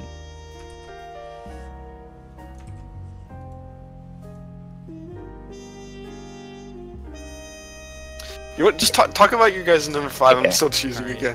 Tim T, he looked amazing in the game. First, his gangplank, like, I didn't expect anything of his gangplank, but it actually was the reason it took us, like it was a big reason we couldn't win that game as quickly as we wanted. He just had so much pressure. His ultimate's very good places. His barrel combos were great, and overall, he was their carry of that game. It wasn't Overeat only Aurelia, it was him, and he was the problem we had in that game. Yeah, for me, for Rexalis, I think it's just he had a really hard week 1 against Mango Ray, who most people consider the number 1 player. So losing to Mango isn't that big a deal. And then when the other person I'd put, because considering for number 5 would be Freshburger, who is pretty close to him. And I think in their series, the second game, Tank v Tank, I think Freshburger maybe played that game a little bit better. And I think the first game where they were playing carry v carry, I think even though Freshburger played the laning phase a little bit better, I think his carry mentality and how he actually played the lane afterwards was played better by Rexalis. I think he just has more experience playing that role. And I think in the Tank v Tank, it was close enough that I still want to put him above Freshburger in that case. So for me, there's 3 players I would put here. Beast Snake, Blazing Hot, and Freshburger. Because, okay, I'm going to take my fifth as not a top 5 player. I'm going to say this is the player that I think can improve, and it is a player that should be watched. Because I'm having trouble just thinking of a top 5 player in general, because I think every other top laner after this was really, really weak in their showing. Rexalis looked really good, but it was against Freshburger. Freshburger's kind of shaky right now, and Rexalis went and killed the mid laner. Or no, Freshburger entered the mid laner. Sorry. And then the lane's kind of over from there because Freshburger's behind. So, excluding that, I think, man, I'm going to put B-Snake for 5th because I think just based off of he could be a better player. I think he had a really unlucky game on Nautilus, and he's playing against Mango, or he played against Mango last week. So he kind of had a rough week just in general. But I think against another Rabbit Raccoons in general, against other teams, he could win, and B-Snake could be at least even or ahead against a majority of the top laners that we have in the rest of the roster. Yeah, I agree with the Beast Snake. I think he's also up there. Again, he's had a couple of rough matchups in a row, so it's kind of hard to blame him too hard. I think he was against Joseph Fumi week 1, and then he was against Mango week 2, who were both really good. Was Joseph Fumi on the team week 1? Yeah. Yeah, he should have been. Yeah, I think he was. So. No, he wasn't. No, who was the top laner week 1? Was it Fat Rat then? Pretty sure it was Fat Rat. I don't even remember. I don't remember how he did in that match. Oh, relevant. I think that was one of the games where we had 2 games at the exact same time. I think I was playing in the other one, so I didn't see. It was Fat Rat. It was Fat Rat. Yeah, okay. B-Stick goes 0, 3, and 13. So he's not oh, he went 3, 6, and 6 in a second. No, sorry, he went 3, 6, and 6 in a second. Against Fat Rat? Yeah. Yeah, against Fat Rat. It looks like, I don't know, it's a tank matchup, so it's okay, Yeah. well, Fat Rat and Beast and just go tank for tank. The main thing I think might be biased towards Beast Snake is most of the top laners who play against him tell me good things about him, but I haven't personally played against him, so it's hard for me to rate. I've heard his playstyle is annoying and he's a pretty good top laner, but I think his numbers are just very middling. He seems to just do fine against everyone, right? I don't think anyone would say Mango smashed him this week, right? He did fine against Mango. Or I guess he's laying against Warpack the first game, but he's okay. But he also did okay against Fat Rat week 1, right? So it's I think he's just a very middling player. I think Beast Snake, if you're looking at his stats, if you look at his gameplay, is that he'll do decent in lane, and he'll just be the player that will run at them and be the tank frontline for his team. So Okay. he doesn't care me about the dying. hot update. He's bad. He doesn't know how to trade. His laning phase is bad. So maybe there you have it, boys. Number 1 top laner has said it. So Yeah, sorry. Whatever I said about Beast Snake, absolutely out the window. Put Freshburger there, whatever. Put Nendi in there. Yeah. Yeah. Put Fizzy. Bump him up to number 5 top lane. Jungle put rolls too full. We gotta bump him in somewhere else. You know what? I don't think is weird about, like, I guess not weird, but like interesting that like last week there was so much IRL sluts on the board, and now it shows up twice. I think a Like, lot of yeah. it is just because people are just confused on what to do with them. I mean, like, most of the roster isn't even playing anymore, so we don't want to like put people who aren't going to be on the team anymore on it, right? Like, who's even still here on this roster? Didn't all of these players get kicked? Every single one of them? Every single one except Nahor and Alex, but Alex didn't play last week, so yeah. No, yeah, but Nahor can't play next week either. Yeah, Yep. so none of these players. So all I was the only five one of that put them are Nahor. getting replaced. Yeah. Yeah. Or And I gave Gab the Nahor's getting nod, subbed so. out. He's not getting replaced, but yeah. Yeah. Akotaka. So we're gonna have to see what their roster is gonna actually be. I think we're gonna see IRL showing up again next week, just because there's no way they're gonna have bottom five players. I'm assuming when They are have within points. They I've have what heard a one of their D3 or players- D4. I'm trying to remember his name. Vaughn or Vahan or something like that. I've heard is really good. Yeah. I'm not sure how to pronounce his name. Yeah, his name's Vaughn. Okay. Yeah, so I've heard good things about him. Heard people crying that he's a Smurf, so that usually means he's pretty good.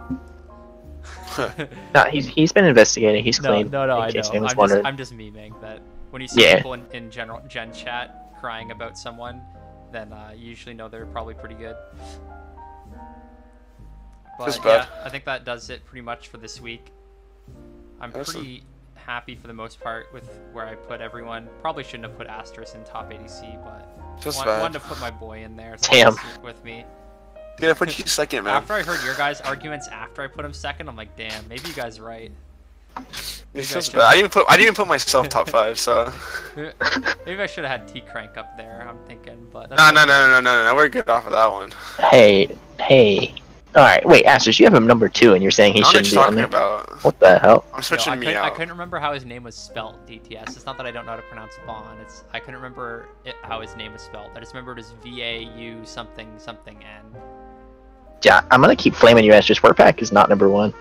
Dude, okay, But you wanna have this argument right now? Top 5, bro.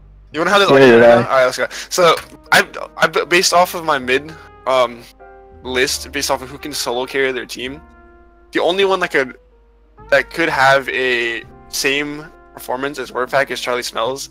Probably can more consistently too. But I put Warpack he's very, I wouldn't say easy to control, but like easy to bring back from like tilting. And I think a lot more of the mid laners might have more of a tilt factor, because I've seen some of these mid laners go like 1-6 and just like roll over. And Warpack Alright. will go like 1-6, but then he'll also like be doing something on the map to help the rest of his team. Find me a game where you had to worry about Charlie Smells going 1-6. I don't play against Charlie. No, go through all of Prophecy Cup history and find me one game. Well, did you guys win last season or what? Sandillion, for that matter.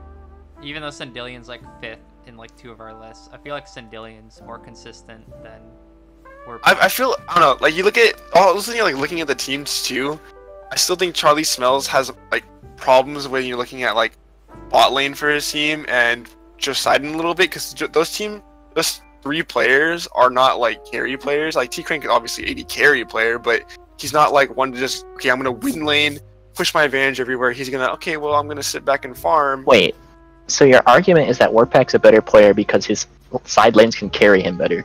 No, I'm saying that Warpack has the ability to solo carry games through either winning through his lane and pushing his advantage everywhere, or even when he's behind, he can push his advantage everywhere, or not advantage, but put pressure on the map everywhere.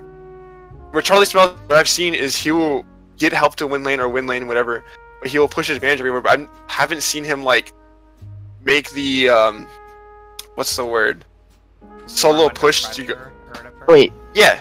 I want you... I could have Warp, like I could go and start a game like 10 minutes in. I could turn my brain off for 10 minutes. Warpack could be 1-6, and we'll still have Warpack and people on a team making decisions to go and do something. Warpack will go and want to do something bot lane or do something top lane or do something on the map Alright. with this jungler to go do something to win the lane. I want you to have I'm giving you homework. Go watch your series and I tell me don't, what I don't Warpack want did. to. I don't want to watch. I can tell you what Warpack did right now. So game 1, little unlucky. We're shaky because we haven't played together. We've literally never played together, outside of like solo queue, whatever. But you're looking at. I'll look at game 2 specifically where he plays Zed, right? He doesn't do very well against Vel'Koz, and I'm not sure if that's him like not knowing how to play against Vel'Koz. That's just I haven't seen people play Vel'Koz a year. Whatever. So he is down, right? He's down, right? What? It was a 30-minute game. He had Warpack had one item. He had no pressure in that game. Yeah, but so he's down in CS, right? This whole game. He's down in kills, down in everything. How many assists does he have? 6. He has 6 the game? No, he has like higher than that. Whatever. In the By the way, game? so this is what happens. I'll tell you straight up comms. This is Warpack's like, okay, I'm down in my lane. I'm going to go and try to put pressure on the rest of the map. And that's what he does. He goes puts pressure on the map. He literally tells me, here, take this CS, go take this wave, so you can get ahead to carry this game. He knows where he can put resources to you, because he's not going to solo carry this game. He knows he's not going to solo carry this game. He knows what he has to do. He has to go and kill, what's the AD carry player? Whatever. He has to go kill Varus, right? He knows what he has to do, but he knows that he's not going to be the one to solo carry the game. So he's giving gas all of his CS. It's like reverse DTS. He's giving all of his resources to other players, knowing that he will not solo carry this game, and turning into the support cast player. Wait, even but DTS literally, did you not watch our series this week? The game 1, he was doing fine in lane on oh my god, Yasuo, but he just literally chose to play lane safe and play back to make sure he didn't get ganked, just because top and ADC were winning, and he let us have the resources so that we could carry out the game, and then he ended up just getting a bunch of like assists and like waiting for us to push how bot turret. Like how often is he pushing out? Wait, what champion was he playing again? Yasuo. How often is he pushing out lane and going with like asking his jungler to go with him to go? Literally watch our games and watch DTS invade with Zed every single game. Like he literally is always putting on pressure in the jungle, and he's the only mid laner I've seen that. Like, everyone says he has an ego, but he chose to play a support mid laner so that Zed could shit on their jungler because he knew they had a weak jungler. So he played a support mid laner and gave Zed all the tools, and literally played a support mid lane so that Zed could do all the. He played Mordekaiser, right? Yeah. I don't know. I kind of fell asleep halfway through. I'll be real with you. But I don't know. I still think that DTS has a tilt factor. We've seen it before in like in-houses. We've seen it before last season. We've seen it just with resources in general, where I wouldn't say ego. I guess ego is kind of mean to say. I love DTS. He's a good guy, but like he knows that he is top 2 potential for laner, and he's just like, okay, well, I'm top 2 potential. I'm the top mid laner. I'm going to be the top mid laner, and I think even so, he has a couple of good games. You guys are on like a winning streak and everything. It's obvious like you guys are the top 2 team, top 3 team. But like if you have games where you are going to be down, like say like, I don't know, some random team like Free TK starts beating you guys, right? Whatever happens, I'm just bringing up random teams. If they start beating you, then DTS will tilt, just straight up. Like if you look at, I don't know, if Desolate starts like just randomly, they pick up some god jungler and you guys play Desolate, and then Dillion runs over DTS, maybe gets like a couple kills mid, and then the jungler is just applying pressure everywhere. DTS is not going to be able to put pressure on the map and try to help his team to get back into the game, especially when he's behind. Because I think he has the tilt factor where, okay, well, I'm behind against a bottom tier team, or I'm behind against any team in that factor, like any team that's not like Spell It Chat or Twitch.tv/JBeezus. If I'm not against these teams and I'm losing against these teams, I'm playing like shit, I'm bad. And that's where the tilt factor comes in. So I'm not saying, you know, he's going to tilt every game. He's going to, even if he's like behind like a little bit, but the rest of the team's winning. Did you watch his Nivea game in the play-ins? I'm pretty sure Workpack tilted that game and just fucking inted. I'm just saying. Yeah, come on, man. I wasn't on the team then. Yeah, I know you weren't on the team, but he literally just like his team was winning top ADC jungle, and then he just like inted on a Nivea the whole game, and then they ended. It's literally the game. He died to a fucking orange solo kill as a Nivea, bro. Come on, play-ins are in the past, bro. We in this regular season. Mental change. I mean, come on. Edzy told me to mental boom, and then he like messaging me like we're good friends. Things change. All right. Anyways, we don't have to shit talk teams anymore. I think we're pretty good with our ratings, even if we don't necessarily agree with the Warpack top 5. I'm telling you, it's true. I'm telling you, it's wrong. You can keep it there, bro. If Warpack surprises me, we'll see. But for now, I don't have him up in the top 5. We'll see how his next week goes. Anyways, this is all for me from the talk show. Thank you, Rimsky, for joining us as our guest this week. Yeah. And thanks again for joining me, Astrus, the other host. Always here, dude. Yeah, and see you guys later. Prophecy Cup. Alright.